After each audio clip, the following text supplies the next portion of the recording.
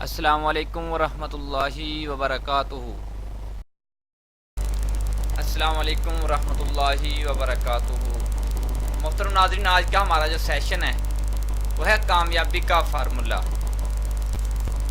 ناظرین، دنیا میں 3 قسم کے لوگ ہوتے ہیں۔ پہلے ان میں سے وہ ہیں جن کے اندر کامیابی اور آگے بڑھنے کی کوئی خواہش نہیں ہوتی، جنہوں نے کامیابی اور خوشحالی کے بارے میں کبھی سوچا ہی نہیں ہوتا۔ اور دوسری قسم کے لوگ وہ ہوتے ہیں جو کامیاب تو ہونا چاہتے ہیں مگر انہیں علم نہیں ہوتا کہ کیسے کامیاب ہو سکتے ہیں۔ ہمارے ہاں اکثر ایسے لوگوں کی ہے، اکثریت لوگ ایسے ہیں۔ ان میں سے چند افراد جن کے اندر کامیابی کی شدید خواہش ہوتی ہے، وہ کوشش کرتے ہیں، غلطیوں اور ناکامیوں کے باوجود کوشش جاری رکھتے ہیں، حتیٰ کہ کامیاب ہو جاتے ہیں۔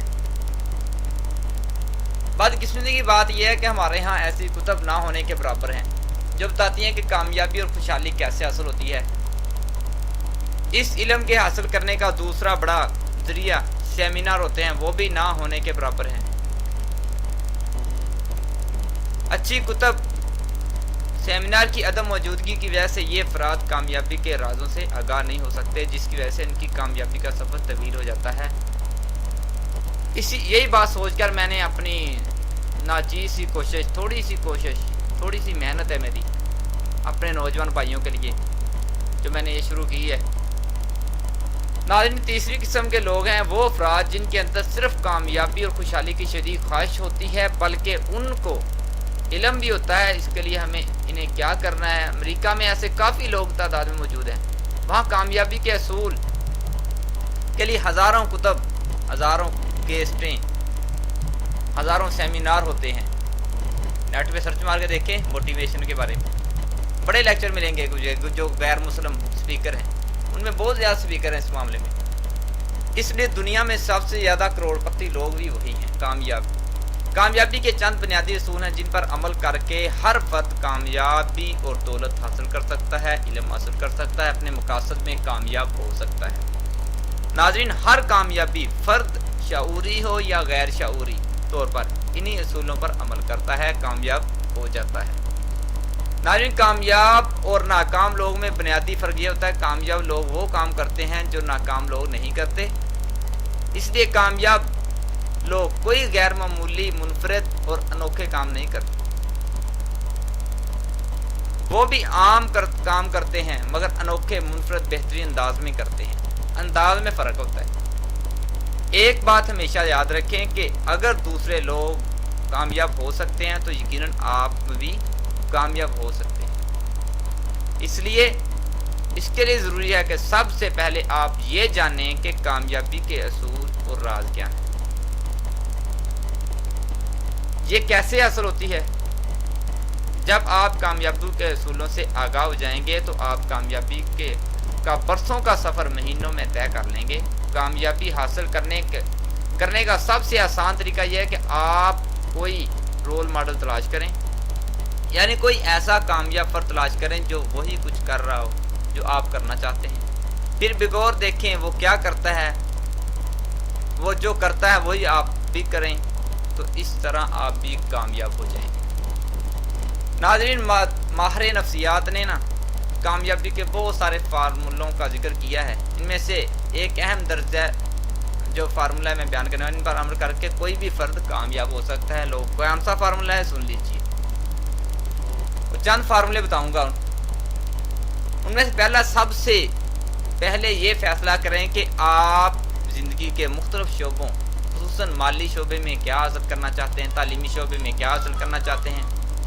آپ کا مقصد، گول بہت واضح، قطعی، معین ہو۔ یہ کہنا کافی نہیں کہ مجھے بہت سی دولت چاہیے، مجھے علم ہے، میں بڑا آدمی بننا چاہتا ہوں، یا مجھے ایک کار چاہیے، بلکہ یہ کہیں کہ میں ہر ماہ اتنی کمائی کر سکتا ہوں، میں فلاں کام کروں گا، فلاں پروجیکٹ تیار کروں گا، فلاں منصوبہ تیار کروں گا۔ اللہ تعالیٰ نے انسانی ذہن کو کچھ اس طرح سے بنایا ہے کہ جب آپ اسے کوئی گول دیتے ہیں تو اس کو حاصل کرنے کے طریقے خود ہی تلاش کر لیتا ہے۔ گول کو واضح تفصیل کے ساتھ لکھ لیا جائے، وہ گول جسے لکھ لیا جائے جلد حاصل ہو جاتا ہے۔ گول حاصل کرنے کی تاریخ ضرور مقرر کریں کہ کس تاریخ کو غیر معین نہ ہو، محدود ہونا چاہیے گول آپ کا، اس کی ڈیٹ محدود ہوگی تو آپ اس پر عمل کریں گے۔ ناظرین چوتھا پوائنٹ کہ گول حاصل کرنے کی وجوہات لکھیں، وجہ لکھیں کہ آپ یہ کام منصوبہ بنا رہے ہیں، اس کی وجہ کیا ہے، اس کے حصول کے امکانات اتنے ہی زیادہ ہوں گے، یعنی ان فوائد کی لسٹ بنائیں جو مقصد کے حصول کے بعد آپ کو اور آپ کے خاندان کو حاصل ہوں گے۔ ان چیزوں کی فہرست بھی بنائیں جس سے آپ اور آپ کا خاندان گول حاصل نہ کر سکتے صورت میں محروم ہو جائیں، یہ بھی لسٹ بنائیں۔ ناظرین ان رکاوٹوں کی فہرست بنائیں جو آپ کے گول کے حصول کے درمیان حائل ہو جاتی ہیں، جن پر قابو پانا ضروری ہے۔ لکھنے سے یہ رکاوٹیں معمولی محسوس ہوتی ہیں، جب لکھ لو گے پڑھو گے تو آپ کو معمولی محسوس ہے، پھر ان پر قابو پانا آسان ہو جائے گا۔ چھٹا پوائنٹ ہے کہ ناظرین ایک لسٹ بنائیں، ٹھیک ہے، جس میں ہر وہ چیز اور ہر کام درج کریں جنہیں آپ مقصد کے حصول کے لیے استعمال کرنے کا سوچ سکتے ہیں، جو سوچ سکتے ہیں۔ ساتواں پوائنٹ ہے کہ اب جو آپ نے یہ لکھے ہیں اس گول کے حصول کے لیے تفصیلی تحریری پلان بنائیں۔ پلان بنانا ہے، لکھ لینا ہے، فلاں اس کے لیے فلاں چیز چاہیے، فلاں چیز چاہیے۔ گول حاصل کرنے کی تاریخ بھی لکھ لیں کہ فلاں تاریخ کو یہ گول مکمل کر لوں گا، میرا ٹارگٹ ہے۔ پھر طے کریں کہ سب سے پہلے آپ نے کون سا کام کرنا ہے، کوئی خاص کام کرنے سے پہلے کیا کرنے کی ضرورت ہے، پلان تحریر مفصل ہونا چاہیے تفصیل کے ساتھ۔ ناظرین آٹھواں پوائنٹ ہے کہ اس پلان کو روزانہ جب صبح نیند سے اٹھیں دعا پڑھیں، دعا پڑھنے کے بعد یہ پلان پڑھیں کہ فلاں میرا پلان ہے، فلاں میرا مقصد ہے، فلاں میرا ٹارگٹ ہے، اس کا مطالعہ کریں۔